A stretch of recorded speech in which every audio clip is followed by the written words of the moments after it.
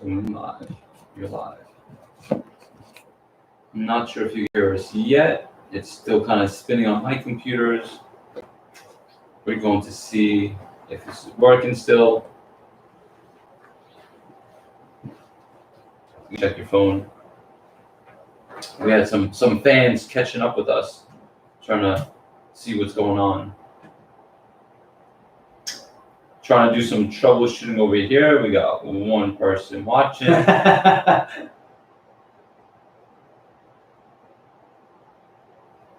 you first put headlocks as 2 words? I did. I just typed it quick. I don't know what you want me to tell you. I wonder why you have no views. I can't find it. Who does headlocks? Are we on? I don't really know. Tyler, are we on? No, he left.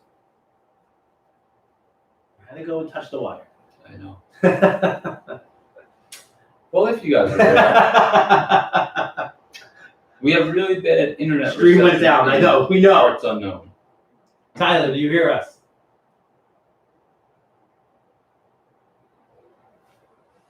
Oh my God.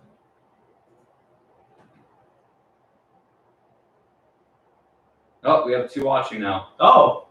No, Is that including you? Yeah, but I think that means like we might be back up. Are we back up? Tyler, if you hear us, or anybody, type in the chat so you know that we're actually live, because I think the camera's back on and it says live, so I'm assuming that we are.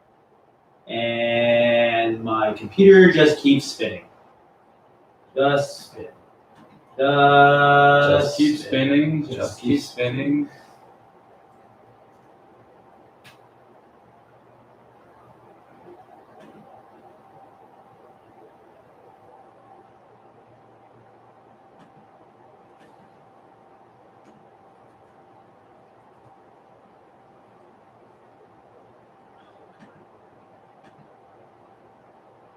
Oh, we might be. Are we? Yeah. Live now? Yeah, I think we are. Oh. Yeah, because on my phone is what I have. Ah. But I have it now too. Okay. I got it too. All right, ladies and gentlemen, even though no one is here, No one's thank watching you for again. coming back. Well, we'll keep going because when this does air, when this just gets uploaded, we'll go from there. According to my buddy Craig, he has it on his big screen in his living room. Nice. That's pretty cool. Made a big screen. Nice. So shout out to Craig. Craig's a new friend of the show of season 2. Love you, buddy. And that's all cool. All right. So we were talking about Central Ritz running a mile a couple of days ago. Is it worth it? Is it smart? What's the purpose of it? What's the point? Anthony, I know you brought up. I just want to remind everyone about it, all one of us that are watching. So as he keeps on running. I'm just making sure our intern Tyler is gets himself back in the game over here. That's fine. That's very smart. So I was asking you. Yeah. Oh, you want me to go first? I don't even remember what happened. About Central. Is it? There was some sort of earthquake, and then yes, there was. Yeah. So I was asking you, do you think it was smart for Central to run a race like that just before leaving to go to the Olympics to defend his gold medal, being that this 1500 final, assuming he makes it, will be a very different finals race than the last one, where this one actually has a very stacked 3 or 4 ahead of him that will race to see who's the best, at least in my opinion. But do you think that was a smart move on his part? So me, as a runner, I would not have done it because I feel like at this part, this late in the season and as close to the Olympics, a bad race does more harm than a good race does. Just my opinion. Right. So he was trying to break 350. He barely broke it running 349. That to me would kind of like, all right, I'm kind of in really good shape, but I was looking to run on the 346, and I didn't. So the fact that he didn't really hit his goal, he didn't do what he was looking to do, it's almost a setback. Right. So it's not really a good thing in my opinion. I will say also the 1500 heats for men, they're not till Monday, August 2nd at 8 o'clock at night. So this is a very fast workout, almost like 6 days out or so. Something like that. Something like that. Like your last big benchmark workout before, or your sharpening workout before you go Mm-hmm. type of workout. Exactly. And a lot of coaches, we always kind of say like 10 days out is when you'll get the best benefits from a fast, good, tough, hard workout. So he did this, like I said, a couple of days ago. So it's probably around that 10-day time part. I think too, with him and I think with his dad, they are very, not in a bad way, very like headstrong. So for them to be able to pop something out that's really fast is kind of like just making a statement to the whole world. You want to add to that? Well, I don't particularly want to. Well, I will eventually. Okay. In my opinion, because I agree with you as a coach to what exactly 100% to what you're saying About making a statement? about making a statement or Mhm. or not agreeing to what he did prior to doing it, but to a certain extent. Did you just disagree with my agreement? I don't know what you just I said. disagreed and re-agreed all at the same time. Got it. I So- agree with that. Our intern Tyler, Yes. that's what is going to be his new nickname for now until we get Intern a full-time Tyler, job. that's fine. One of us can afford him. Not me. So 1500 final will be won. This is what he said. 1500 meters will be run. The final will be won in 3:27, which I think is very close. I was predicting So- around 3:28. Mm-hmm. But I agree with Tyler. He has to know he can go. He can go deep into the pain cave. I like that pain cave. He also Well done. 10 days out from his heat, which has been psychologically proven to be the last time to gain fitness. Exactly what we were just saying. I want to make this guy. I want to put this on one of our coaching staffs. Welcome to the pain cave. So that's awesome. Listen, I got a t-shirt guy. I'm gonna call him like once I finish the podcast. Headlocks and handoffs, brought to you by Pain Cave. Oh, we could be broadcasting. From the Pain Cave. Yes. Oh, I like yes. that, Tyler. No more parts Damn. unknown from the pain cave. That's amazing. Instead of like the wall of pain, this is the pain cave. So Tyler brought that up, and then what you said. So I'm going to kind of piggyback off both. Sure. So I think what he did was probably a little nuts Okay. because there's a fine line between racing and working out. Obviously, if you're 10 days out, like Tyler said, you're not doing mile repeats of any sort. You're not doing like any repeat 800s or repeat 1000s. I mean, you're not doing really much of that stuff. Even if you are, you're doing it in a sharpening type of way, where obviously there's rest, there's active recovery, there's a lot of that type of stuff that plays a role there. So, as a coach, I kind of wouldn't agree to doing something like that because, like I said, it's just. I don't know if it's just a different mindset. Like, okay, you tried to go for a world record, American record, you didn't do it. So now, how are you going to feel? Why wouldn't you maybe try it later on? But again, this is an Olympic year. Who knows what the track? I don't know what the track schedule is after that, or if he isn't going to do anything. But in another way, you can look at it. He didn't race any Diamond League. I'm pretty sure he didn't race any Diamond League. I'll have Tyler find it out for me real quick. I don't think he raced a Diamond League race this season because he was just coming off of an injury. I think for the last couple of years, he hasn't really raced. So he's been just trying to get fit again and running fast. So all these guys going into the Olympics have their trials. Some of them went to do a couple more Diamond Leagues prior to get their legs turned over a little bit. And even did a couple Diamond Leagues prior to it. So I think in that perspective, what he did may not be so bad because that means he only raced the trials and that one race. Yeah, no Diamond League races, but he did race in the U.S. Yeah. So like I said, if he's kind of, I don't want to say short races, but hasn't not raced a lot, this is kind of helping get those legs over. Well, Right. a lot of times Right. when we have an athlete that's hurt, we'll kind of race them into shape. Mhm. This might be the same kind of thing, but on a much, much, much more elite kind of level. Oh, absolutely. Absolutely. So I guess you could say it's like in the normal circumstance, we could probably disagree with that. But I mean, given different factors of what transpired with him during the course of the year and not racing enough, as many races as everyone else, as he might be going into the Olympics being the only one in the 1500 who's raced the least going in. So, I mean, fresh legs. Was he going to do a workout that day anyway instead of race? What would that workout have been? But again, a race and a workout are two different things. Correct. So can kind of throw this up in the air. It's almost like a flip of a coin at this point. Mhm. So, but And I will say too. 5 watchers, five watching. Oh, that's awesome. 5. Oh my God. Yeah, we got a handful. Full 5.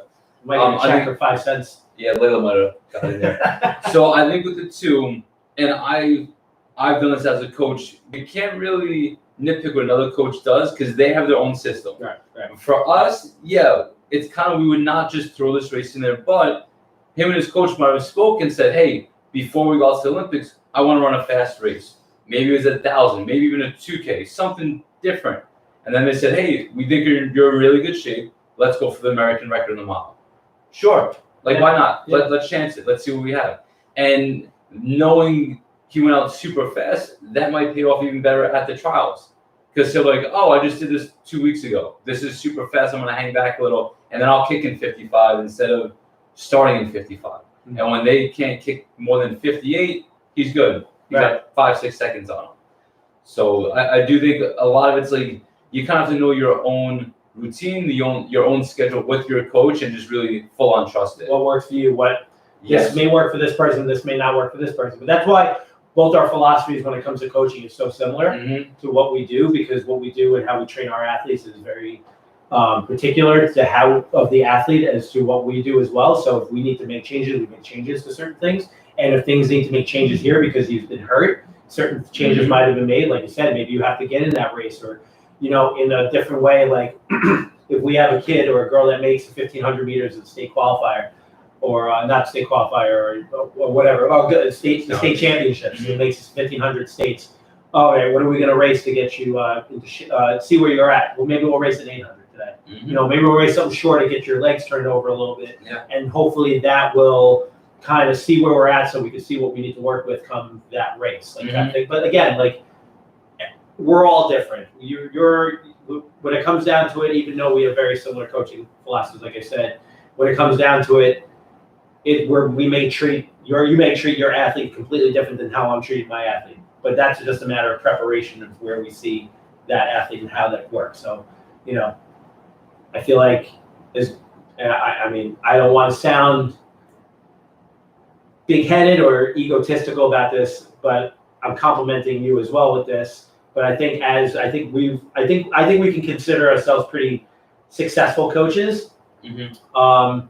That if we were to like switch spots in a way, it would just be interesting to see how you would work with a girl that I had, or a girl you had, or a boy that you have, a distance kid, or a middle distance boy, or a middle distance girl, and see how that would work and see what the results would be, which would be kind of cool. But like, I know I would be able to, if that opportunity ever arose, hypothetically, obviously I would never think twice and tell you, go do what you need to do. I trust what you're going to do, because I bet it's very similar to what I'm doing, but again, it's different athletes are different. So it really comes down to that. But like you said, Centrowitz is a different breed of runner. Completely. He might have, it's like I said, you don't really know that whole conversation with coach and athlete, where maybe Central said, "Hey, I feel like I'm a little slow and want to just do something fast. Hey, we'll get some paces together. We'll go to Portland. We'll do it there." Okay. You kind of have a lot to work with. So, hey, why not do it? Take a chance, see how fast you can run, and you do it. So I guess wrapping up a little bit of the running, Okay. I kind of want to continue with the 1,500. That's good. Yeah, let's do it. I feel like that's just really the benchmark event. Yes.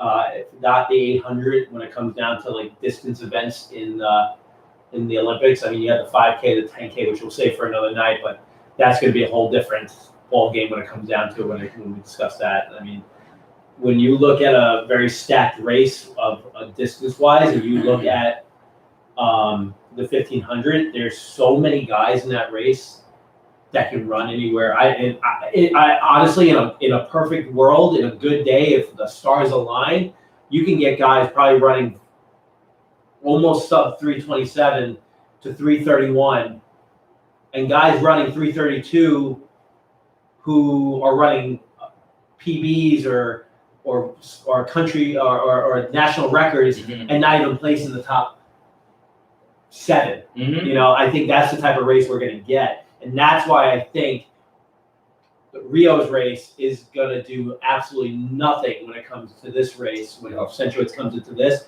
because of the guys that are stacked in this race. You know, guys that are literally no joke that, okay, you ran 3:49. These guys are running like 3:47, 3:48 in full miles. And now they're all going to be in the race, assuming they all make the final, obviously. Yes. Now they're Which all is in even the crazy race. to say. Yeah, I always say that. So they have Josh Kerr, I think Josh Kerr is a Brooks athlete for Great Britain. Tyler, you're on that one. Mm-hmm. But he's another guy who's a big favorite there, and you know he's come up on the ranks a lot. He ran 3:31 last month for 1,500, which is not sub 3:30, obviously, but when you're in a race and your mindset's in a race and you're racing for gold and for supremacy on the highest level you can get, that 3:31 is going to seem like a distant memory, I think. Yeah. And then my favorite, and as much as I support the United States of America, my favorite to win is Jacob Ingebrigtsen, the 20-year-old from Norway, who's just been just insanely fast and has literally been this crazy phenom. At least in my eyes, like almost like the second coming of like Prefontaine. The way he is, it's unbelievable. I think too, when you're so young, you almost you don't get caught up in it, where you go out there and run. Like I always say, like I love having freshmen on the team because they don't know any better. They don't know what school is good or what girl or what boy is good or fast. They just go and run. They run hard and that's it. So they're not worried about like comparing anything. They just run. That's it. Like they don't really care who's out there. So see, intern Tyler's Brooks Beast. Yes. Yeah. Very nice. Thank you, from Tyler. Scotland, but competes in Great Britain. All right, so I'm just making sure Tyler's here to make us look good. Yes. Right. He's a great intern right now. He's been doing such a good job. Mm-hmm. You know, one of the 5 people that are watching right now. Anyone else that's not watching that we told, you know what, we're gonna have a conversation later on. Probably not. So that's my pick to win is Jacob Ingebrigtsen, because I think he's already run through sub 3:30 already, and I think that he is definitely going to do something very special when it comes to something like this, because he's a kicker, and I think if he's in the race or he's in the pack going out, he's going to win, and it's going to come down to something like that. And I think we were discussing before. Yes, I was going to bring that up. So it's funny talking about like PRs. His best is only 3:51 in the mile. So after talking about Central, he's like 2 seconds slower. But what really stuck out to me when we're looking up his PRs was his 2K, 2,000 meters in 4 minutes and 50 seconds, 0.01. That to me is just mind blowing, because it's basically saying, hey, he ran like a 3:50 mile and then ran 60 seconds next lap. Like you're running a 57, 58, 225 a 1K, right? Yeah, 225. 220. That's moving. That is just absurd.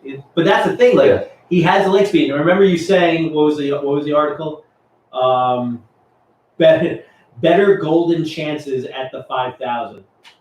You know, and what was it? It was the open line was kind of strange. Oh, yeah, the way it was. I think he has better gold chances at 5,000, but better medal chances at 1,500.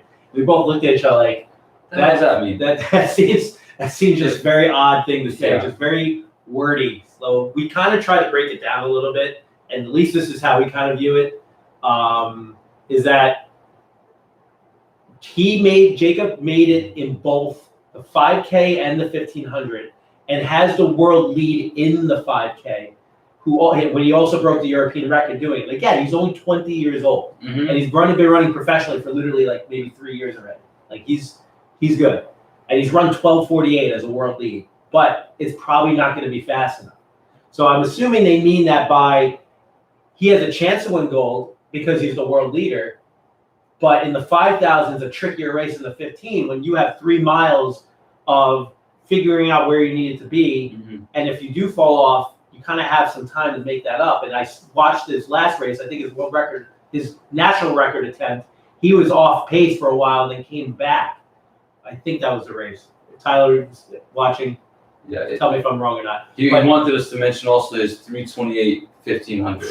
Yeah. So Just he's so that's why it's it's like a slow mile, but it's doesn't matter. he's flying. Right. Yeah. So He's he probably chances are, like they said, so he has a shot at gold chances in the 5,000, but it's either gold or nothing, I think, when it comes to the 5K, because there's no in between there. Mm-hmm. When it comes to the 15, you're ranked and you know that you're going to be in that race, and you know if that kid's going to be there.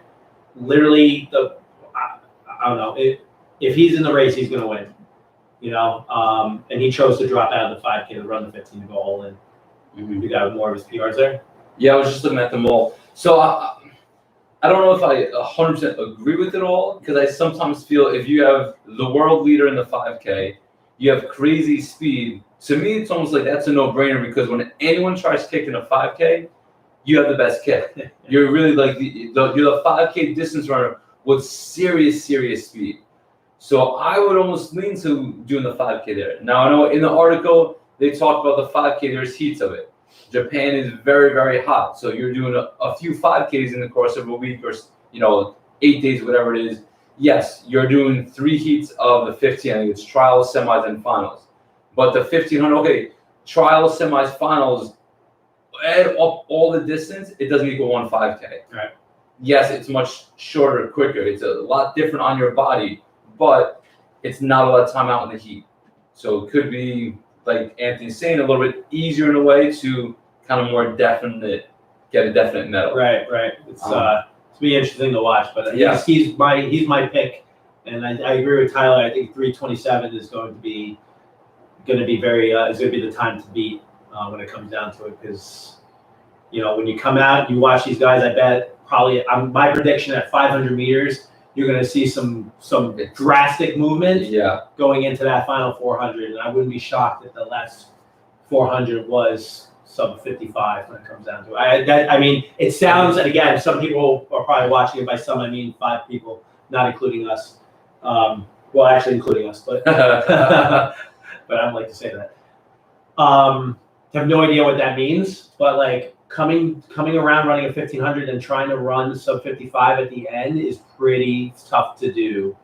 But when there's something at stake and your adrenaline's pumping at that moment, that's what I would miss the most about having a crowd, and that's gigantic. Oh, yeah. Is watching a caliber race of that magnitude being run, and just it would just be mind blowing. Like, I would love to be there to watch that race go down, to see if that goes down to exactly how we think it would go down.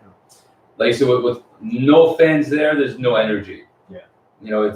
It's almost like you're just doing it in practice, but obviously against other people. So like the no fans definitely takes a lot away from it.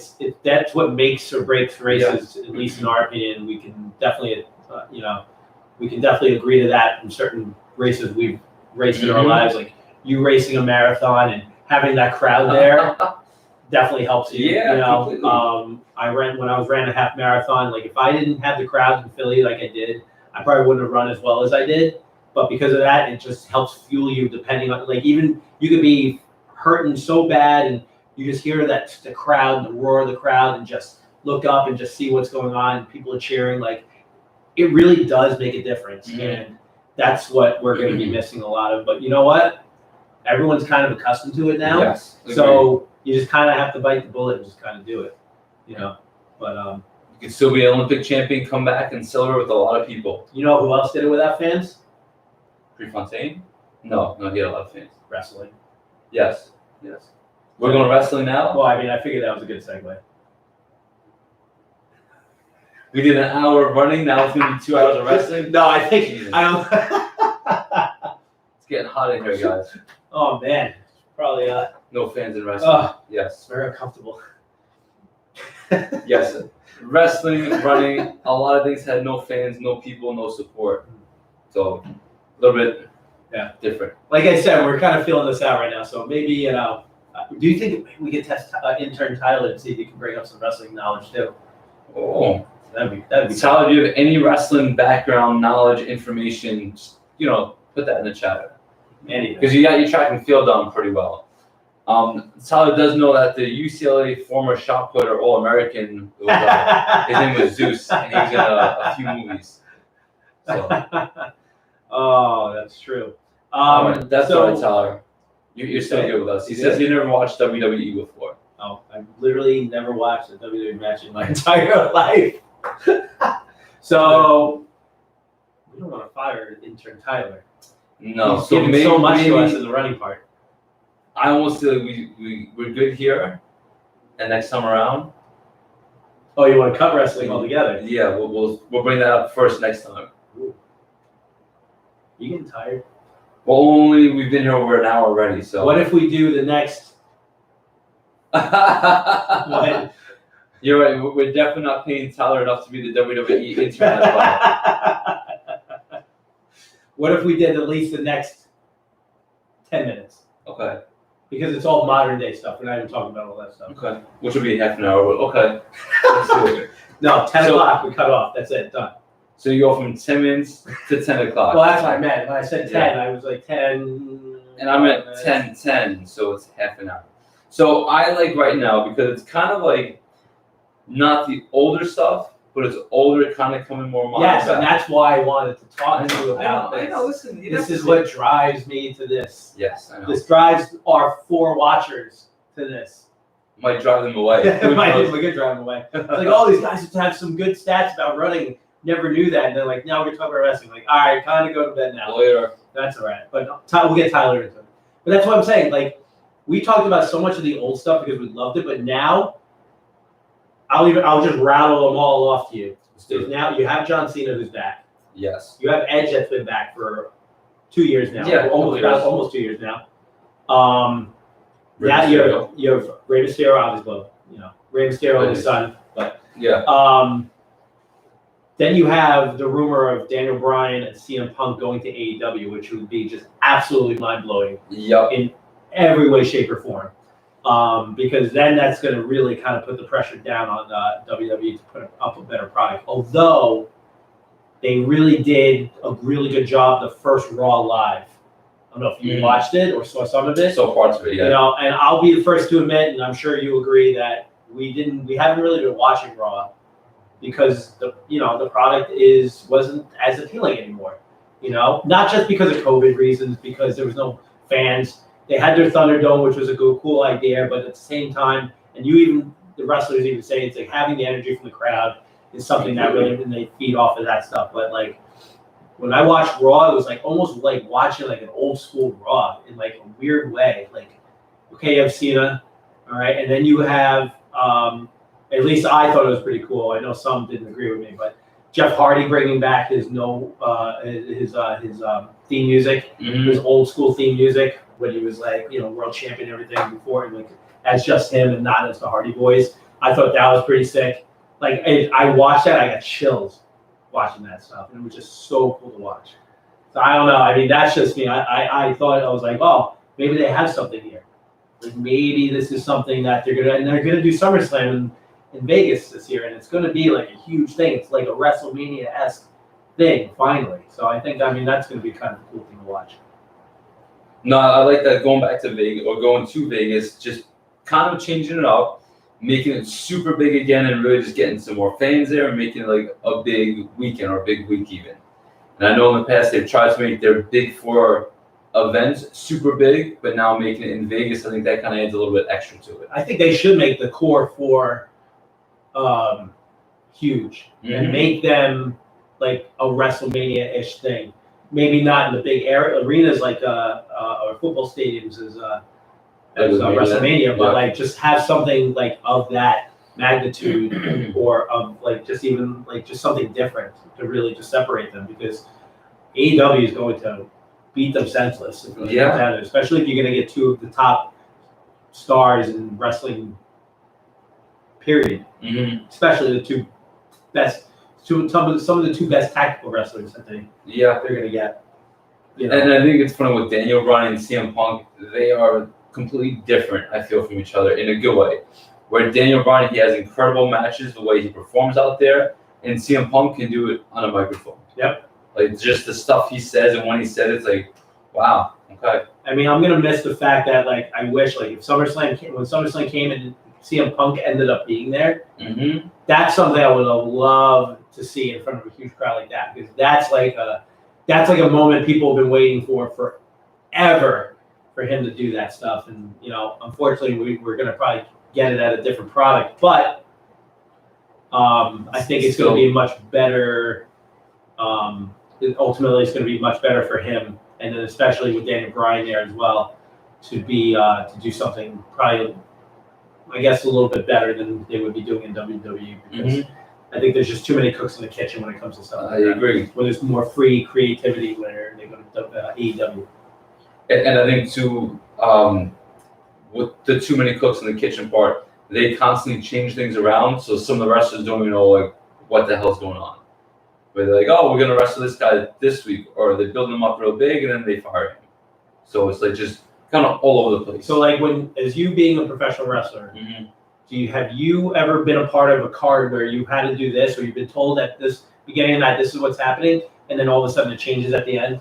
And if that has happened, how did you feel like at the change? Was it a good change, a bad change? So a little bit in early my career, we're in a tag match, and it's kind of like the rumor was we were supposed to wrestle against Matt Riddle. Actually, really? Yeah, it was supposed to be a tag match where my partner and I were supposed to kind of like beat up on this guy. Riddle being when Riddle was in NXT? No, this is before. Oh, yeah, it Evolve. Okay. Yeah, in Evolve. Okay. So the rumor was like, hey, my partner and I were going to beat up on like this ring crew guy, right? Kick the crap out of him, and then it'd be like a handicap match. But this ring crew guy would kind of make the tag to Riddle, who would run out of nowhere and make like this big thing happen. Right. Tag in, destroy us, and then go on and just have some fun, basically. And he was on the show that night.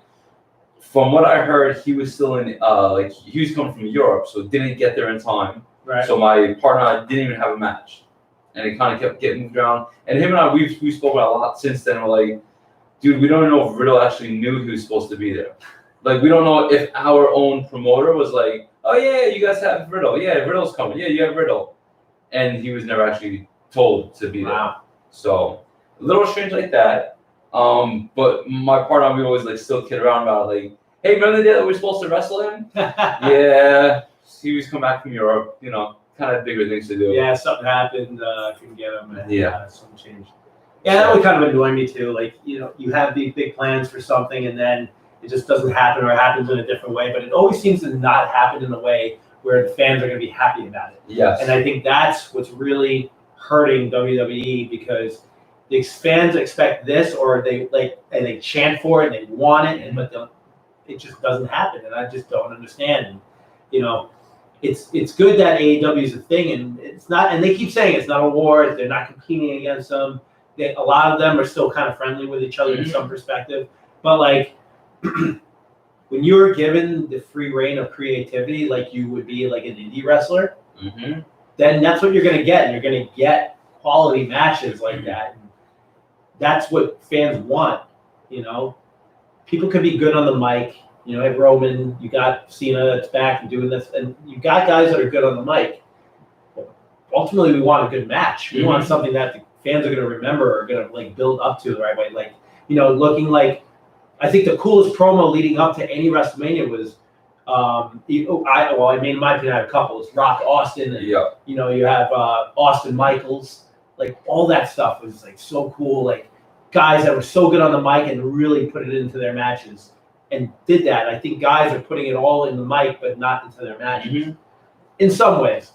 Yes. The triple threat match at WrestleMania between Bryan Edge and Roman Reigns was actually a really good match. I thought I didn't have any high expectations, but it actually ended up being a really good match. No, it was. And like sometimes without those high expectations, it just completely surpasses it. Where it's like, oh, that was actually really good. Yeah. Wasn't thinking that, but all right. It's like watching, the transition of, like you're saying, like the women's division, WWE. What it once was just the product of, like, just good-looking women's wrestlers that didn't really have any wrestling skill. Not saying that they were bad, because eventually it started becoming more of a wrestling product and less of that. Because now, women, I think at least in my opinion, women's wrestling has been awesome from WWE. I think it's awesome to watch.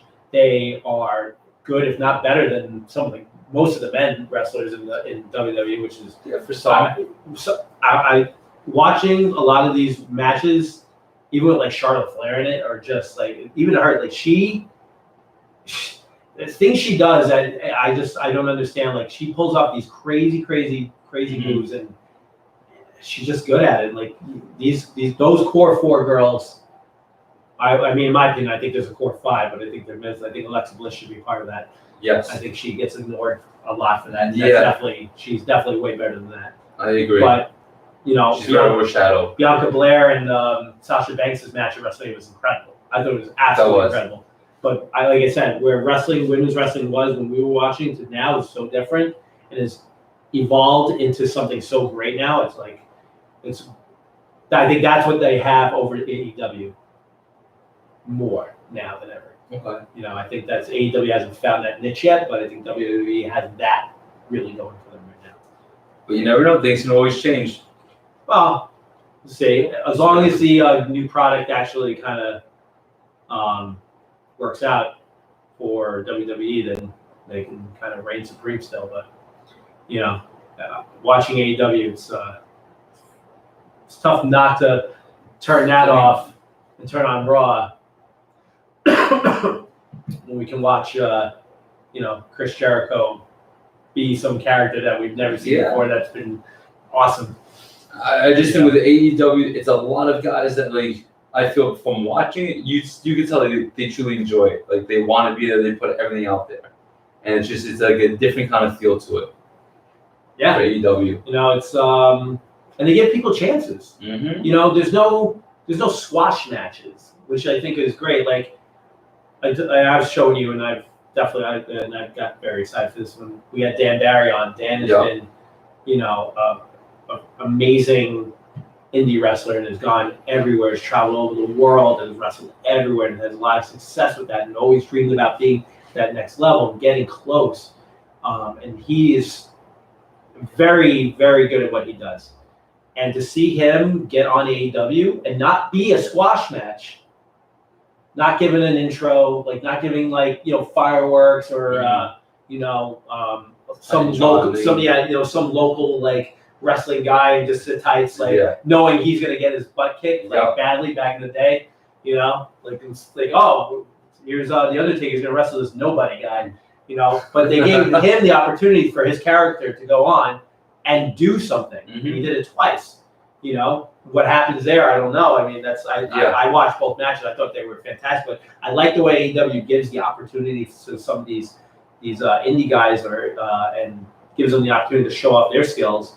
Because they're going to give it everything they got because they have to prove something. Yes. But I thought that's cool. Like I don't like the squash matches anymore. It's just become outdated and you don't get anything out of it. I think I was discussing when I was at your match.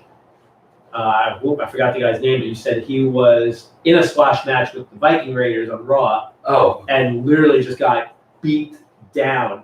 And he actually really badly hurt. Right, but did he get any moves in the match? Like, or was it like, hey, probably not. You're here just to take a lot of falls and to take a beating. Yeah, it's like enhancement. Right. You're here to make these guys look really good. But we're gonna give you exposure. We'll put you on camera. But here's Dan Barry. Mm-hmm. This is what he's doing, and we're gonna put him in a tag team against, and he's doing really well. He puts in his moves. Mm-hmm. He gave him a one-on-one match. He got all his, and it was a great match. It was short, but I mean, they gave him the exposure. That's different, and that's why I think I like that so much better because they're just more laid back. It's not more corporate. It's more of like it's like Dick's Sporting Goods and Runner's Edge. Dick's Sporting Goods is so corporate, but then Runner's Edge is an awesome place to work. And because it's, I think, a little bit more successful and have a lot more fun doing it. Yeah. It's not the pressure of this, where you have to do this, but we do this and we do everything well. We do it. And you love it. And we love it. Exactly. That's what matters, is that you love doing what you do. Mm-hmm. So, is that enough wrestling talk for you? Yeah, that was good. That was good? Was that a good 10 minutes? Actually, that was like 15 minutes. Was that okay with you? That was good. That was real good. You don't want to go to 10? No, we're good. We're good. 9:52. We are good. I thought you were going to RKO me for a second. I might. And that's it. And that's the ball game. You know what's gonna be fun when we say goodbye? To And then Tyler? we're gonna have to to Tyler. Bye, Yes, Tyler. but we only have to say goodbye to Tyler watching. Although Craig said, I saw it. It's a picture right here. Hold on. It's a picture and a video. I don't know what that was. He took a video of us trying to figure out how to get back online. Oh, jeez. That was not a good moment. Oh, wait, I got text messages. You think it's anybody? No. Oh, Well, Anthony's checking his text message. oh, it's Tyler. Of course. This was episode 1 of season 2. This is our first one back. How many do you want to do? I don't know. How many did we do last? 13? I think we did 13 episodes. I feel like we We'll did. probably check it out. Tyler, statistician. Intern Tyler. I'm still here, guys. Don't worry. Sharp. You know what? 12. Tyler's going to get a t-shirt. You know why? He's Because awesome. he is great and he hung on with us.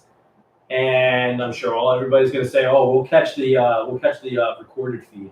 Yeah, it's not fun. That's amazing. You know, we put all this effort into Recorded. live, and you know, Yep. no big deal or anything. 12 episodes. Tyler's right. So we got to do 12 for season 2. How are you getting these first? Your computer's, I guess, a lot faster than this It one. is. Yes. Maybe I should switch computers and go back to my other one.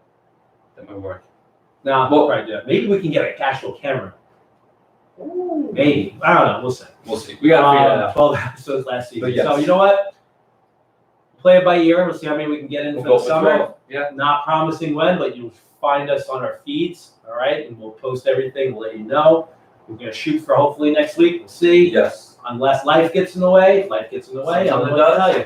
But we'll see what happens. But we'll have guests. Maybe we'll bring Mr. Ringhauser in. We might Do you have think to- Ring is actually listening or No. watching? No, I don't think he is right now. So I'm assuming Well, that you we're gonna gotta- go with this chat group of ours and we're gonna bash him a little bit, right? Well, he does have some kids he's probably putting to sleep right now. And it's For the probably- last hour and a half. Yeah. Listen to us. They'll go You know sleep who right doesn't have away. kids? Jordan Ashley. Oh, wow. But I love Jordan, so he's a good guy. Wow. Okay. Wow. No, Jordan's good. Full blown. Because Jordan, you know what? Jordan would be a frequent guest too. Because you know what? He's always a good, fun, happy guy. Yes, he is. Unless He the Just living the life. is he typing? No, he's not. No. No, You got a text He's from him? no, not yet. Maybe my computer's just playing around. Maybe it doesn't say 5 people. Maybe it says 5-0. Oh. And I just can't see it. 5-0. All right. So this is good. Yes. Right? Yes, it was. It's not bad. We'll figure it out. We know for next week we'll start with the camera just facing us. I will not hit the wires for my microphone. Maybe we'll get chairs that will actually prop us up because I feel like I'm just talking like this. Yes. You know, like Agreed. a doll.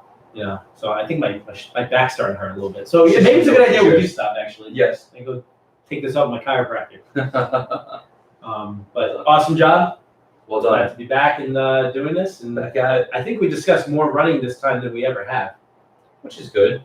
It's fine. It's just, you know, I think maybe if we don't have much to talk about for the current wrestling product, we'll just go back to Well, no, SummerSlam is coming up, so maybe we'll come up with some old SummerSlam memories and matches. But anyway, I have some in mind. You want to talk about it right now? No, Okay. no.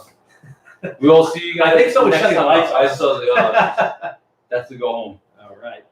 So, Thank you for our viewers. Yes, I'm going to say goodbye as I'm walking to shut Awesome. off the computer. We'll be seeing you guys next week, next time. Thank you very much. Yes. Thank you Good night. Goodbye. Gizmo says goodbye. Thanks for watching, all 5 people.